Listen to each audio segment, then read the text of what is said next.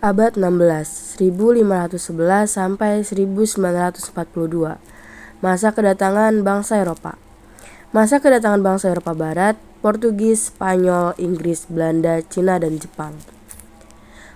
Sejarah Eropa abad ke-16 adalah bagian dari abad pertengahan yang berlangsung dari abad ke-5 hingga 15 Masehi. Pada periode ini, bangsa Eropa mulai mencari jalur perdagangan baru ke Asia dengan tujuan utama untuk mengakses rempah-rempah yang sangat berharga. Abad 16 sampai 20, 1511 sampai 1799. Masa Hindia Belanda. Kongsi dagang VOC, AIC, CDI.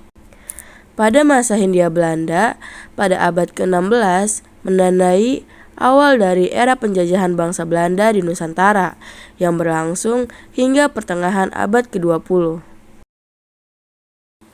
Abad 1942 sampai 1945. Masa Jepang. Masa di mana ambisi ekspansisme Jepang di Hindia Belanda atas Jepang memenangkan Padewan.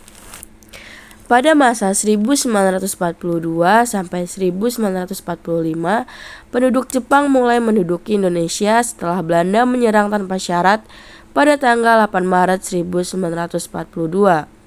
Masa penduduk Jepang berakhir setelah Indonesia memproklamasikan kemerdekaan pada tanggal 17 Agustus 1945. 17 Agustus 1945. Masa kemerdekaan.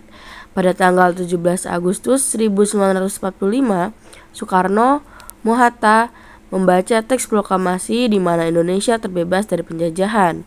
Proklamasi kemerdekaan ini dilakukan oleh Soekarno dan Mohatta yang kemudian menjadi presiden dan wakil presiden pertama di Indonesia.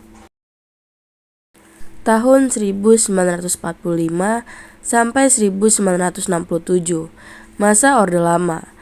Bangsa Indonesia pada masa perjuangan, masa demokrasi liberal, dan terpimpin Presiden pertama Ir Soekarno. Masa Orde Lama ini berlangsung di Indonesia. Masa ini dipimpin oleh Soekarno sebagai presiden yang menjabat sebagai kepala negara dan pemerintah. Tahun 1968 sampai 1998.